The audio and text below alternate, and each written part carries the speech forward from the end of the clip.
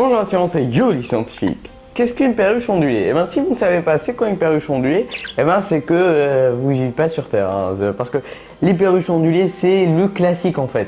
Quand vous pensez à acheter un oiseau, vous allez certainement penser à acheter ces petits oiseaux. Généralement ils sont de cette couleur, voilà, ils sont parfois bleus ou bien verts. Et il y a plusieurs mutations génétiques, c'est-à-dire les albinos, les lutinos, voilà, il y en a aussi des noirs, des perruches ondulées noires. Et lui, voilà. Il y a aussi des perruches ondulées noires et il y en a de toutes les variétés et de toutes les couleurs. Alors, pourquoi choisir une perruche ondulée? Pourquoi choisir spécifiquement cet animal? Eh bien, parce que c'est petit. Voilà, ça ne prend pas énormément de place. C'est l'un des oiseaux les moins chers au monde. C'est-à-dire que quand vous allez acheter ce oiseau, vous n'allez pas penser à une grande cage avec plein de matériel, non. Vous allez tout simplement prendre une cage moyenne. Je vais pas vous dire une petite cage parce que un oiseau n'est pas fait pour être bloqué dans une petite cage où il ne peut même pas se déplacer un petit peu. Hein, voilà. Donc vous allez penser à une cage de taille moyenne pour qu'il puisse un petit peu se défouler et allez le sortir parfois, voilà, vous n'allez pas le laisser dans sa cage parce que voilà, vous ne pouvez pas laisser un oiseau dans une cage pendant toute sa vie, hein, sinon il va certainement mourir, je sais pas moi, d'obésité. Et du côté nutritionnel, ben, ils sont granivores, c'est-à-dire qu'ils mangent des graines et ils mangent aussi quelques légumes, de la laitue, hein, ils en raffolent. Ils en raffolent de la laitue. Il y a aussi des carottes, les tomates qui peuvent être consommées, mais seulement s'ils sont des tomates oranges.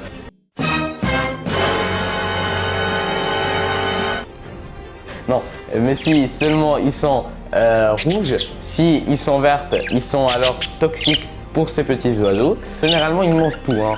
Ils mangent de tout, des carottes, de la laitue, de la menthe aussi, mais il ne faut pas donner beaucoup de menthe parce qu'ils peuvent avoir une constipation, si je m'en rappelle, une diarrhée, un truc dans le genre. Donc il faut leur donner par exemple une fois ou deux fois par semaine de la menthe, de la laitue parfois. Et de la carotte. Moi c'est ce que je donne, mais voilà, vous pouvez donner tout ce que vous voulez. Et niveau tomate, on a dit que les vertes sont toxiques. Bon, maintenant on passe au dressage, parce que quand vous avez un oiseau, vous ne pouvez pas le laisser dans sa cage et ne pas le dresser, parce que c'est pas possible en fait.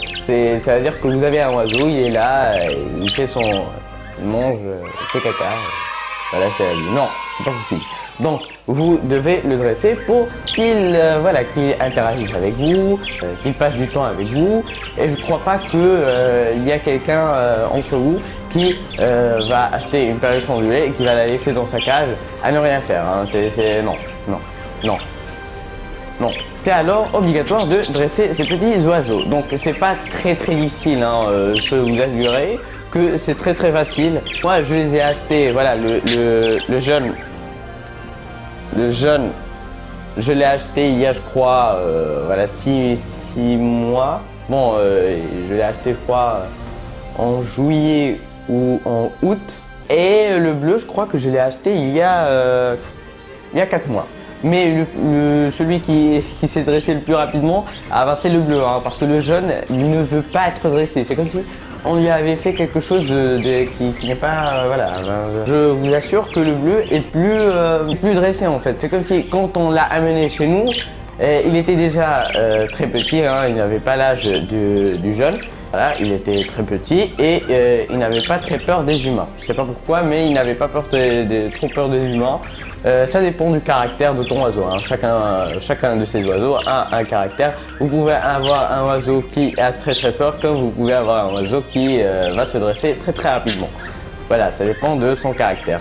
Ah, et aussi, combien coûte toute l'installation des perruches ondulées? Eh ben, c'est ça l'avantage d'avoir une perruche ondulée.